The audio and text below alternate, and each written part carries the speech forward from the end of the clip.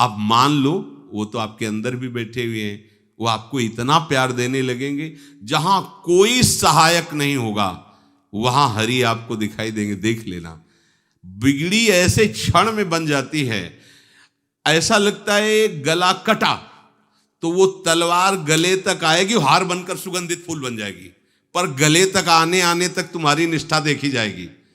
नहीं नहीं, बस मेरे हरि का यही विधान, वो आते आते हार बन जाएगी, वो तलवार तुम्हारा गला नहीं काट पाएगी, क्योंकि गले में हरि नाम चल रहा है। मान लो हमारी महालक्ष्मी चरण चापती रहती, क्या चाहिए तुम्हें, क्या चाहिए? आप सच्ची माने, क्या मतलब कितनी मलिनता छा गई है। हम इसको मार देंगे तो 2 लाख रुपए मिल जाएंगे, ये कर देंगे तो, अरे भैया अगर तू हरि नाम जपेगा तो इसकी कीमत नहीं है, कीमत नहीं, अमूल्य वस्तु है, इसके ब्याज में तू कुबेर बन सकता है। मूल तो कभी खत्म होता ही नहीं है, ब्याज में तू ब्रह्मा बन सकता है। बनना तो चाहे, भक्तजन तो कहते हैं नहीं चाहिए मुझे ब्रह्मा का पद, परमेष्ठी पद, नहीं चाहिए सम्राट पद, नहीं चाहिए योग की सिद्धियां, मुझे प्रभु आपकी दास्ता चाहिए। ये बात कितना महासुख होगा उस भक्त को जो इन बातों को कह रहा है, नहीं चाहिए मुझे मोक्ष सुख नहीं चाहिए। वो ऐसे थोड़ी कह रहा है, श्रद्धा से नहीं कह रहा, अनुभूति से कह रहा है, मुझे नहीं चाहिए ये सब, इनमें वो सुख नहीं है जो आपके चरणों के समीप रहने में सुख है। नहीं सत्संग भजन नहीं हरि को, श्रवण न राम कथा अनुरागी, सुत बीत दार भवन ममता निसि सोवत अति न कबहु मति जागी। अरे तेरी बुद्धि सो रही है, जगा दे। पुत्र में, रुपया में, स्त्री में, मकान में, इसमें सबकी ममता होती है, सबकी, जितने सृष्टि में पैदा हुए, केवल सत्संगी की नहीं होती। जो असली सत्संगी है उसकी ममता प्रभु के चरणों में होती है, क्योंकि वो जानता है सब रूपों में प्रभु ही है, ये सब पसारा प्रभु का ही है, इसलिए ममता उसकी प्रभु के चरण। एक अहमता ममता ये जग में है दुख जाई, ये जब श्री जी की ओर लगे तो होत परम। जाग जा, बिना जागे दुख दूर नहीं हो सकता। जैसे स्वप्न में हम देख रहे हैं कि समुद्र में डूब रहे हैं, अब जागृत में आसपास सैकड़ों नाव लगा दें तो बच जाएगा क्या वो? क्योंकि वो तो सो रहा है और वो स्वप्न में देख रहा है। अब हम नाना प्रकार के तैराकों को बाहर तैनात रखें तो उसको कोई सुख मिलेगा क्या? क्योंकि स्वप्न में उसको अगर सुखी करना है तो एक ही उपाय, जगा दे। जगा दो तो ना समुद्र रह गया ना डूबना रह गया। ऐसे ही संसार में मोह से ऐसे ग्रसित जीव है, भाई इतना ही सुखचार है, और उसी स्वप्न में वो दुख से निवृत्त होना चाहते हैं। अब हम बाहर से उनकी कामनाओं की पूर्ति करने वाली बात करें तो क्या वो सुखी हो जाएंगे क्या? इसीलिए कोई साधु जो भगवत मार्ग का पथिक है वो कभी सपोर्ट नहीं करेगा जाओ ऐसा, वो जाओ ऐसा ही है जैसे उस स्वप्न में समुद्र में डूब रहा है, बाहर से हम जल जहाज नाव तैराक सब लगा रहे हैं, लेकिन वो नहीं सुखी होगा, क्योंकि उसके सुख का कारण तब बनेगा जब स्वप्न हटे। स्वप्न तब हटेगा जब वो जागे। जो सपने सिर काटे कोई, बिन जागे दुख दूर न होई, तो उसको जगा दो। साधुजन क्या करते हैं? जगा देते हैं उसको। जागो, कहां मोह निशा सब सो निहारा, देखे स्वपन अनेक प्रकारा, यही जग जामिन जागे जोगी। योग भगवान से जो तुमने वियोग कर रखा है, तुम जगो। कोई नहीं है यहां। एक कल श्लोक, मत्तः परतरम नान्यत किंचित अस्ति धनंजय, मेरे सिवा कोई नहीं। ये कब पता चलेगा? जागने पर। तो हमें ये बहुत कुछ दिखाई दे रहा है, स्वप्न है। उमा कहूं मैं अनुभव अपना, सत हरि भजन जगत सब सपना। अगर कहीं संतों के पास भी गए तो क्या मांग रहे हैं? हठ करके विषय विष मांग रहे हैं। वो आत्मदेव नाम के एक ब्राह्मण थे, सब कुछ समृद्धि थी, संतान थी नहीं, बड़े दुखी गृहस्थी में। हमारा कुल चलाने वाला होना चाहिए, बड़ा भ्रम बैठा हुआ है। हमारा कुल चलाने वाला नहीं तो सब बेकार, जीवन ही बेकार हो गया। बिना गुरु के यदि शास्त्र पढ़ोगे ना तो भ्रमित हो जाओगे।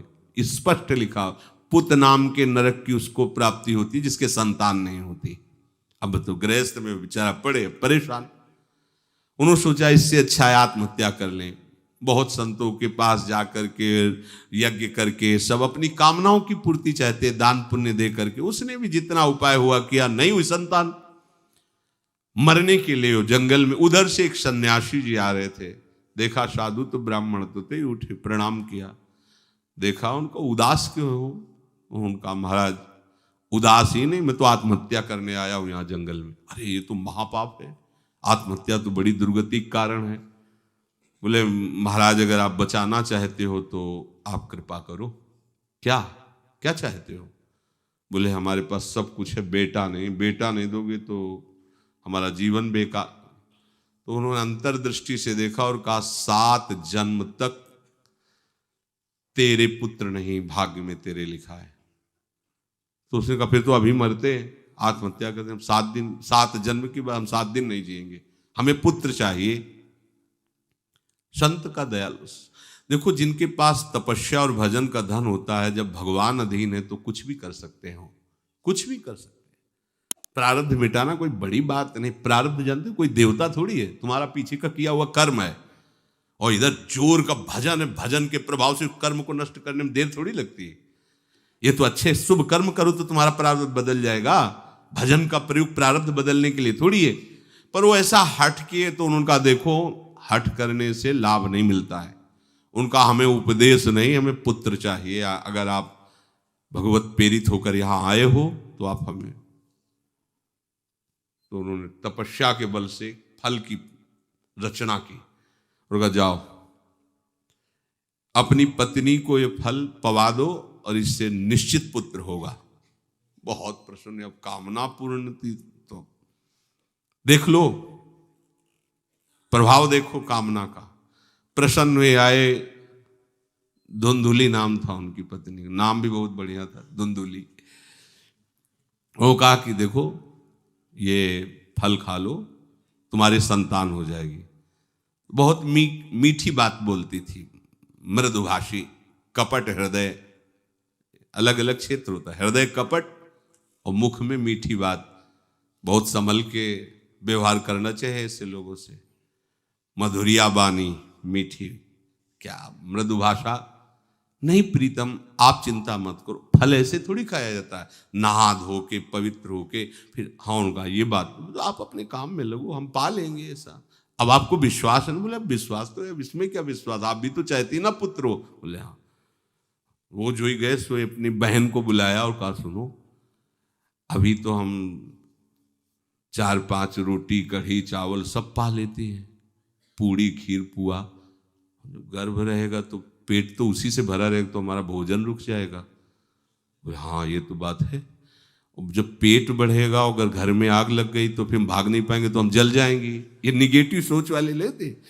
और पंडित जी तो इसी बात में लगे हैं कि गर्भ रह जाए तो क्या करें, तुम्हारा हम खाएंगे तो है नहीं पक्की बात, पर करें तो क्या करें। पंडित जी को कैसे समझ। उनका देखो एक बात है, हमारे गर्भ है, हमारे कई लड़के हो चुके हो, गरीबी है ही है हमारे यहाँ, तुम कुछ पैसा दे देना और ये नाटक करना कि मैं गर्भवती हूं। बच्चा समय होने पर हम पहुंचा देंगे, हम घोषित कर देंगे हमारा बच्चा मर गया।